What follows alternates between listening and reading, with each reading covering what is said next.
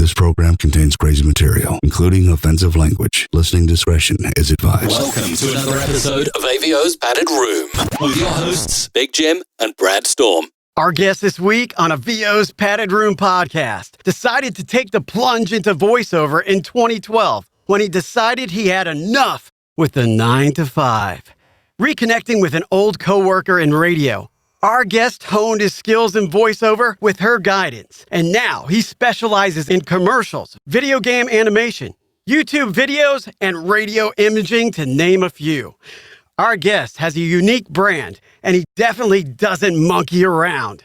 It's time to get strapped in the padded room because Mike Christensen, you are locked in and mic'd up. Hey, man, Mike, what's going on, bro? Ooh, what's going on, guys?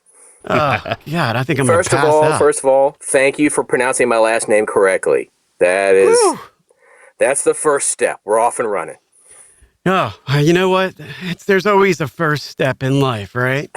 So, I want to, I'm sure you played with action figures growing up. I'm sure you had voices for different characters. Why don't you take us back in time and let's relive some of those days. When I was a kid, I watched so many movies and TV shows and cartoons, Saturday morning cartoons, ThunderCats, Mask. If you guys remember that one. Oh, man, you're talking our language all now. All those cartoons, man. The helicopter that turned into, I would imitate the voices, and I became a pretty good mimic. So I've always kind of had a knack for that kind of thing. So it's a lot of fun. Mask didn't stick around. They didn't stick around too long. They had a good run, but it just didn't stick around. I love the Mask. Hey, okay, Mike, you remember how the ThunderCats theme went? Was it go, go, go, go, ThunderCats, go? You remember that, Brad? I remember what he said with the sword. I don't know if I necessarily remember the theme. Oh, that's what it was. Yeah. Thunder, thunder, thunder, ThunderCat. Yeah, yes. That was it. Yeah. That was it. I'm going to have fun with that one, guys. Holy mackerel. I wish I was a kid right now. Anyway, getting, rock and rolling through there, watching a lot of TV. When did you realize you had multiple voices in your head ready to set them free? It's kind of one of those things where you would be in a conversation with your friends and you just bust out with some voice and everybody would laugh. And that's like a drug to us, where you get that feedback of your kids, your friends all laughing, and you're like, man, that was all right. That was some good stuff. So let's encouragement keeps you going. Yeah. And were you ever in stand-up at all? Did you try? No, I never had the courage to do that. I was I had some jokes, but nah, man, just getting up on stage, that's a little too much for me. I hide behind the microphone. Yeah, I agree on that one.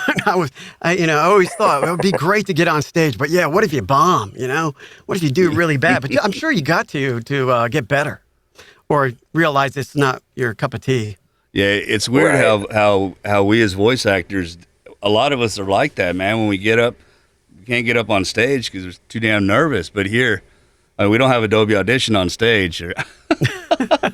Yeah, if you mess up, you can't go back and edit that out. So you're raw and up there. So yeah, it's hard. It's harder than being hidden away. Whenever we are in front of people, they're like, "Hey, you're a voice actor. Do some voices. Hey, do some voices. Yeah, you're funny."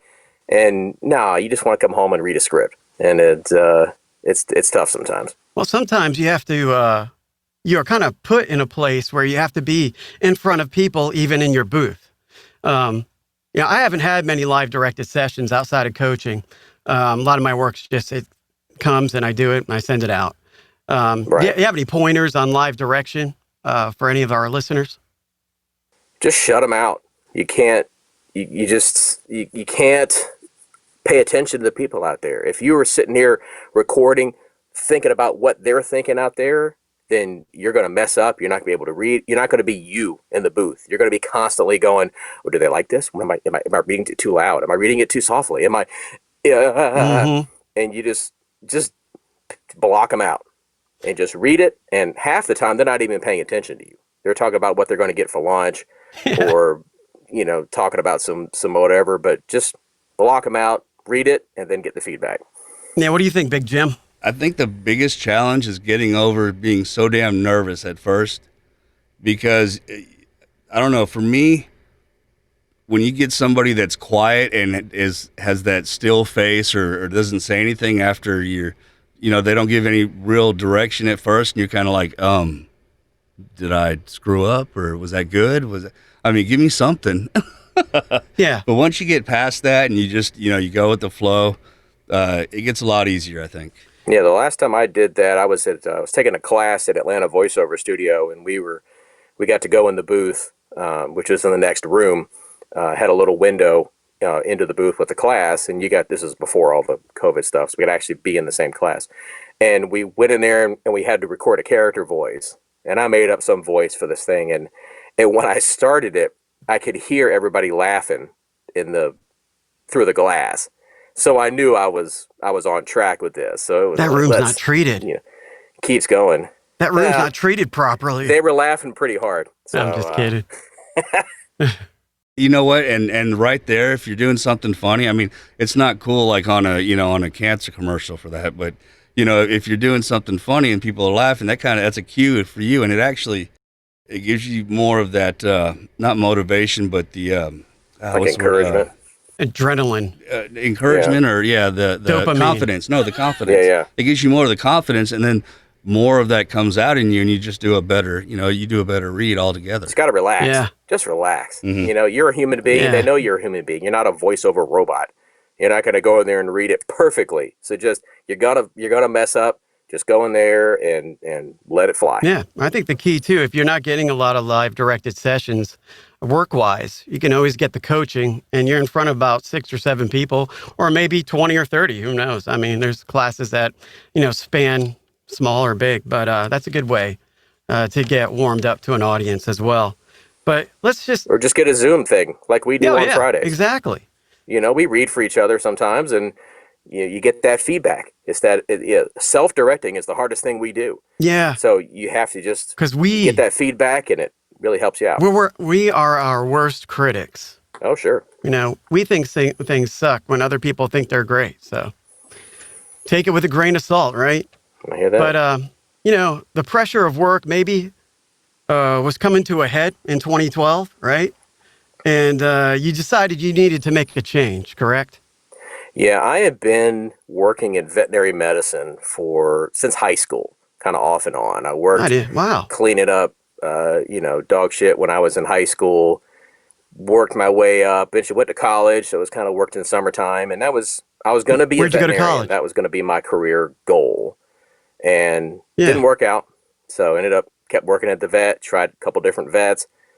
It's a bad job for people. It's physically, mentally, emotionally, it kills you. Oh, yeah. And in 2012, I was in a bad way, and they called me to the office and said, if I don't straighten up my attitude, they're going to can me.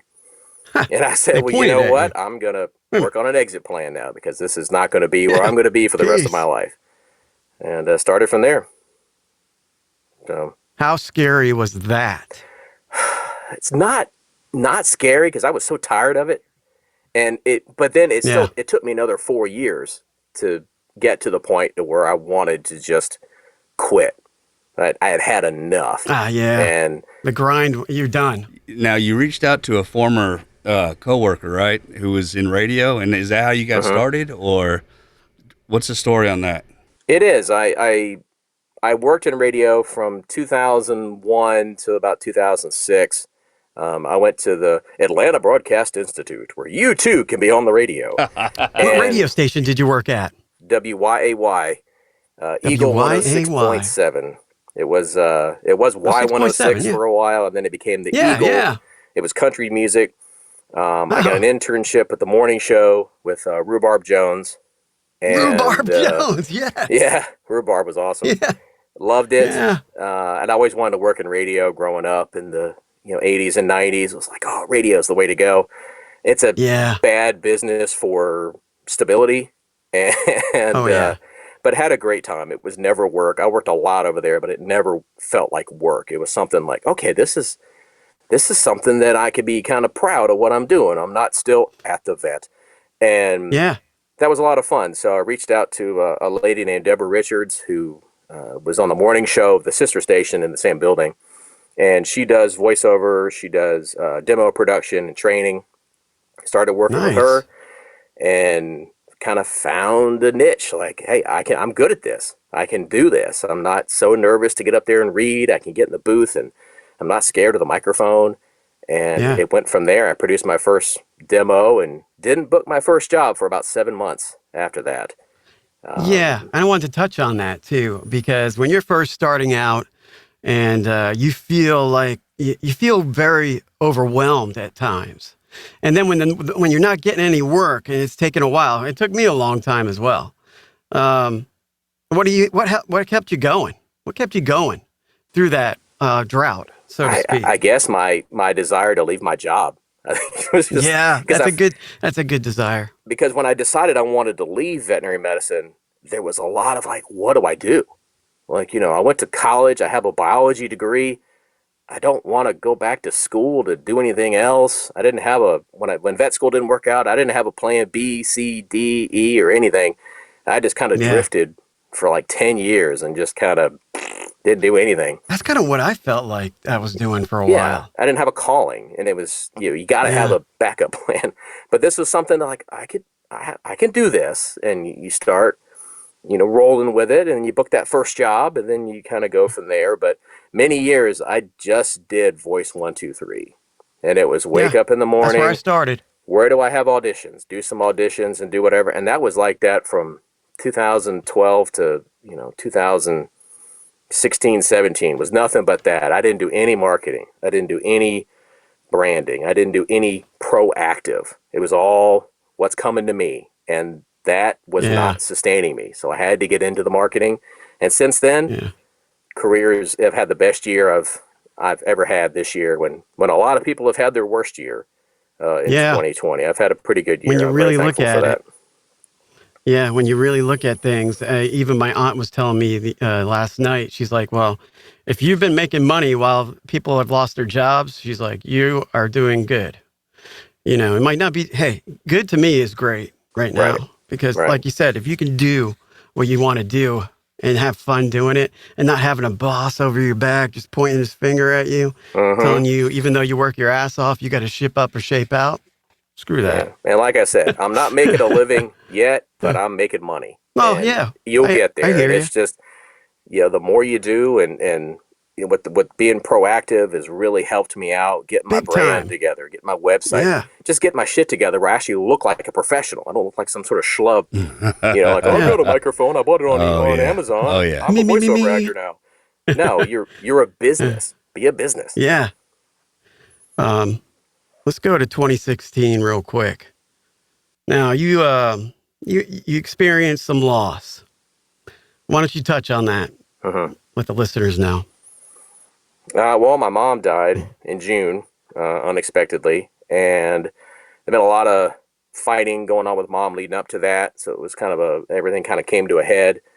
She passed away unexpectedly, and it definitely triggered me to say, like, look, life is too short. Life can just be gone.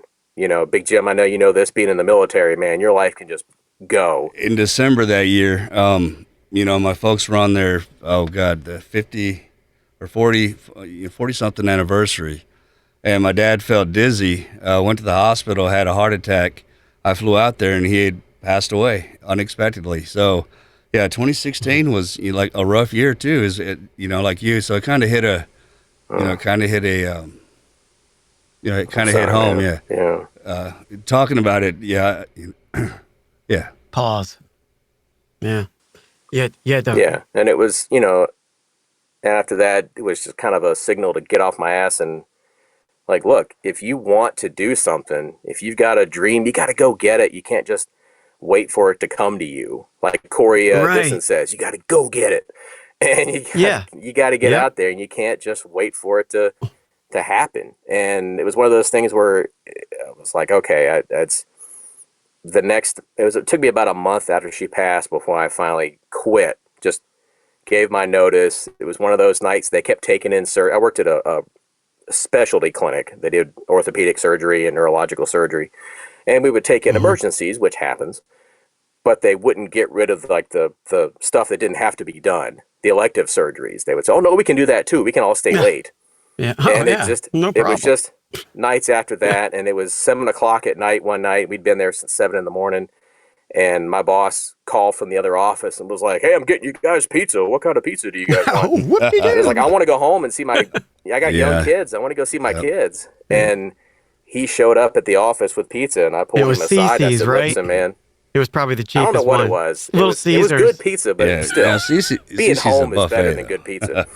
And I just said, "Look, man, I'm done. I'm out. I can't do this." Yeah. And I've never looked back. I've never regretted it. I show up back up there a year or so later. I showed back up saying hi to everybody, and they were like, "Oh, you look so happy. You always look so angry. Now you look so happy and relaxed." And like, yeah, I'm not here. So, Yeah. so do the math, guys. There's your answer. Yeah, exactly.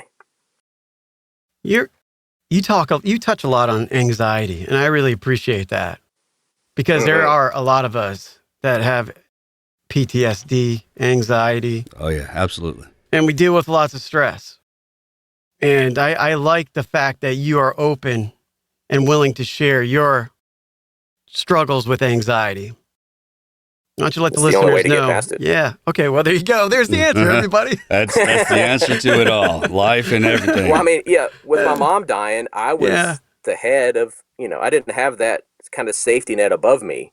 Yeah. Like, oh, something goes wrong in your life. Oh, you call your mom and your mom helps you out or something. And you don't have that anymore. So a lot of it fell on me. It was like, husband, 2 kids, you got a house, you got all this going on.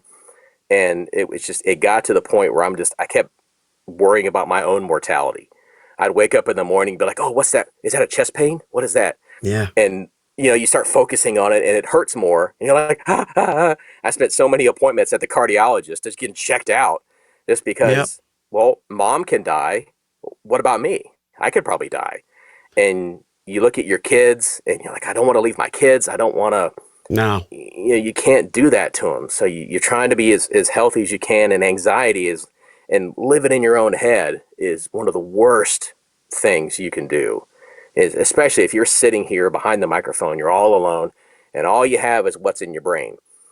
And your mind is a powerful tool, and it could be used for good or for bad. And for a long time, it was bad for me until I started, going to church and kind of learning how to let stuff go. And I learned that how, recently. You can't control it. You have to just let it go. And that's helped me out a ton. Yeah, absolutely. You can't help out everyone.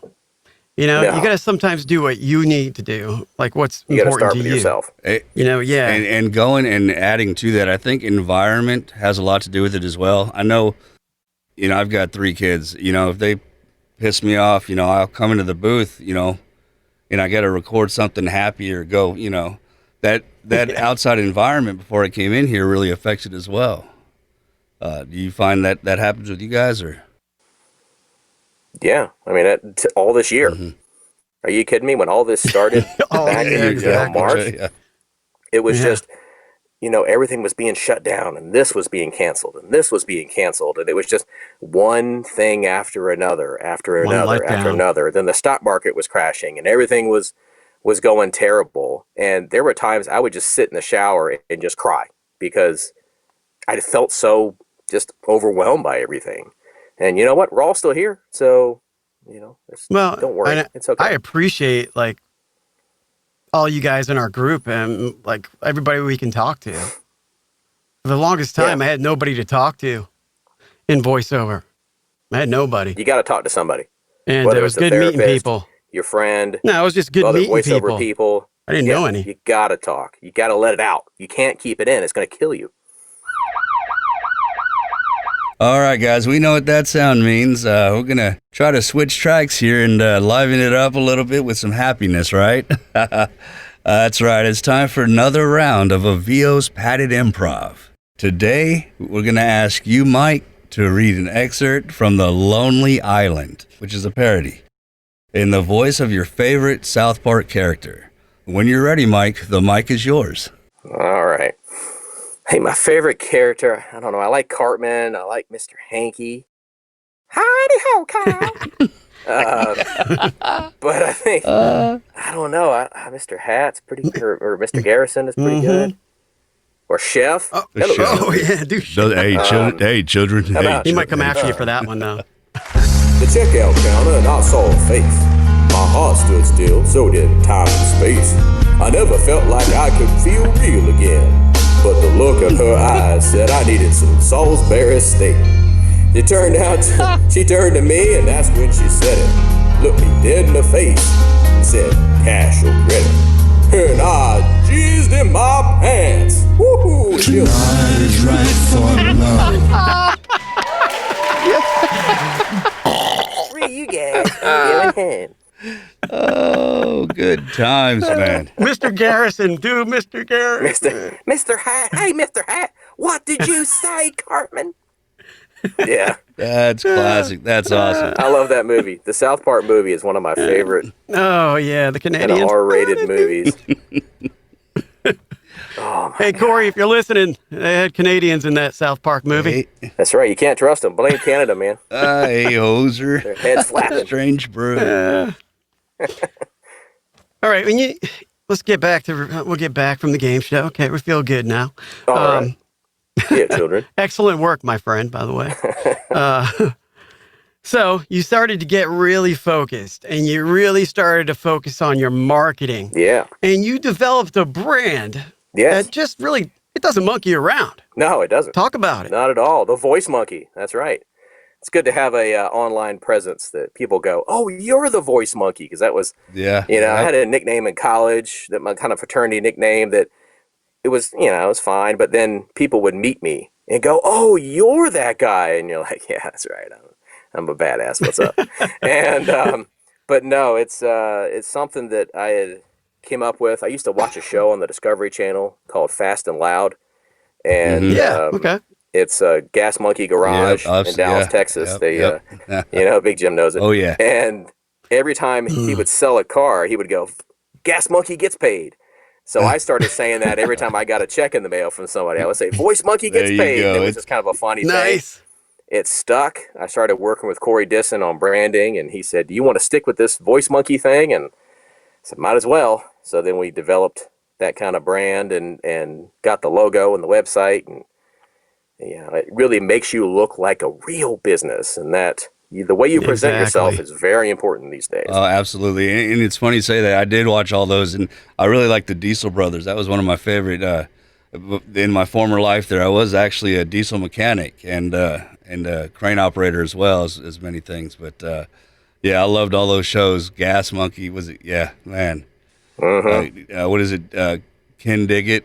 Oh, that guy. Yeah. Bitchin' Rides. Yeah. Bitchin' Rides. There you go. Bitchin' Rides. Yeah, I took my kids out to Gas Monkey when I was in Dallas. I took them by. Cool. And we shopped at the little store and saw a couple of the guys there. And man, you should have ran 4 hours east and come over and said, hey, I'm over here in Houston. Well, so. if I knew you 4 years ago, I know, right? I definitely would have done it. Back to the future. All right. Well, I'll shut the fuck up then. Marty. Yeah. All right. Well, that's my time here on the show, guys. See you later. That's all, folks.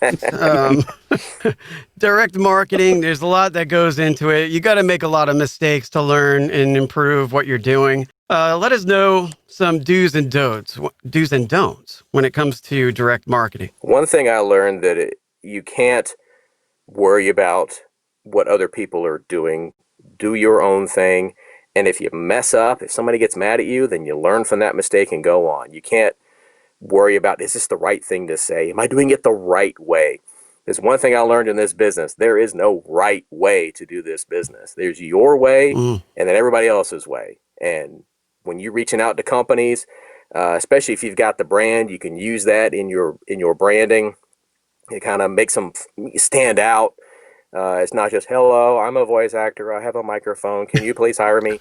And social media marketing has been huge for me. Corey Disson helped me a lot with that in terms of Instagram and LinkedIn and Twitter and Facebook and all the big ones. And using what he's taught me, I'm able to kind of, let me try this and see how this works. And you try something, and if you get a reaction, if you reach a lot of people, then, I should do more of that. But if you do something and it falls flat, okay, well, I'm not going to do that anymore. You're able to shift gears. You're not devoted to, I have to keep going with this marketing plan, even though I'm not reaching anybody and nobody's responding to it. You actually have to do that and be nice. My God, don't be an asshole. Yep. Don't go out there and yell at people, because if you're a diva and if you're hard to work with, guess what? Nobody's going to want to work with you. So be nice. Even if you're not happy about it, be nice. Is that why I'm having trouble? I'm such a diva. Oh. I know. It's been. You know what I need to. Excuse me, sir. I need a voiceover. Can you help me out? Oh my God! Can you pay me? That's right. I don't roll out of bed for less than $500. I know. Call my agent. Cha-ching. Yeah. Not that agent, girl. Oh man. There's so many challenges that have, culminated through this year. And we're going to have more to come. Oh, yeah. So, as far as the year's wrapping up and everything, what have been, maybe the 3 top goals for you in completing by 2020? Make more money than I made last year. Mm-hmm. Work more than I did last year. Less sitting around time. If I have so much work coming in that I don't have time to do some marketing, that's not a bad thing. It's a good thing, but you still got to make some time. But just sitting in front of the computer all day going, I wish somebody would work for me. Can't, get that work going, continue, do the branding and all that stuff that I've done this year, and actually transition this into a business and not just something for fun, and not just, to say I'm a voice actor and that's your business, not I'm a voice actor and I do it sometimes. That's a big goal for me this year. I'm hit or miss. Yeah. So I've worked 2 times this year. I really like your top banana. Now, how did you come up with that? That was something that Corey and I came up with when we were working on our social media marketing. It was, brainstorm as many monkey and banana puns as you can come up with. I'll be your monkey's uncle and not monkeying around and all that. And top banana was one because I like to give shout outs to other people in the industry. Promote other people. There's enough work for everybody. I'm not sitting here going, I can't promote anybody because it's all mine. It's all my work. And, First off, thank you for, I know we were featured on there as well, and thank you for that. That was amazing, brother. Yeah. Yeah, that was awesome. That was great. You're not alone in this business. People support you. If you're a working voice actor, you are not doing it alone. Somebody's helping you. So you gotta, spread the love around, man. You never know what job you're not good for that maybe somebody you've promoted is good for. Not every, my voice is not the same as yours, Brad, or Big Jim. It's right. We all have a different range we can do. So, spread the wealth. Why not? And it comes back to you. It does. You're nice to people. It comes back to you. Absolutely. Now, Mike, unfortunately, we're coming to the end of this episode. Man, I wish we could sit here all day and talk to you. I know. Yeah. Maybe there's a part 2 in our future, right? No, there will be. Absolutely. Will be you're, like I said, anybody's welcome back anytime. But do you have anything at last minute words? And also, go ahead and let everybody know where they can find you, where they can find out more about you, where they can hire you. The best, that's the most important one. The best way to get a hold of me is my website. It's thevoicemonkey.com. It's got links to all my social media on there. It's got all my demos on there and contact information on there. That's my personal phone number on the website. So please don't crank call me, but certainly, call or text or email or anything, please. I'm here 24 hours a day. You got any shout outs real quick you want to make? Gosh, there's so many. It was just, thanks to you guys for having me on, and thanks to you guys for having the Friday group that right on. Met so many people through there, and having other people from the group on here. Really learned about each other, and that's certainly amazing. Yeah. Sakshi was I was mesmerized listening to her voice. Yeah. Brad, I used it like 3 times in that podcast because when she spoke, I was like, it wasn't, it was one of those where you were taking in every single word. I just kind of drifted away. like, oh, I'm on a happy cloud somewhere with this lovely voice in my ears, and hopefully we can get her into meditation. Absolutely. Like you said, she should get into meditation. I think I even read to the kids that night, Yeah, it was. No, I'm kidding. No, we do books every night. No, we do books every night. Well, my wife does. I got to quiet them down when they get unruly. So. That's right. You'll lay the smack down. Oh, I thought you were talking about something else, Jim. My bad. I thought you were talking about something else. No. You got any final thoughts, Mike? Just, everybody do your own thing. Lift everybody up. Be positive. Stop spreading garbage online. And everybody just let things go. Relax. Good things are happening. So the sun's going to come up tomorrow. We're all going to be great. And everybody get to work. Create something great. Awesome. And Brad, where can they find out more about you? You guys can go to my website, bradstormvo.com, Twitter and Instagram, bradstormvo, Bradstorm Voiceover on Facebook, and Bradstorm Lanou on LinkedIn. What about you, my brother? You can check me out on bigjimmedia.com, which unfortunately is still in progress, so you might just get an audio sample. And but also on LinkedIn, Facebook, and Twitter at Big Jim Media.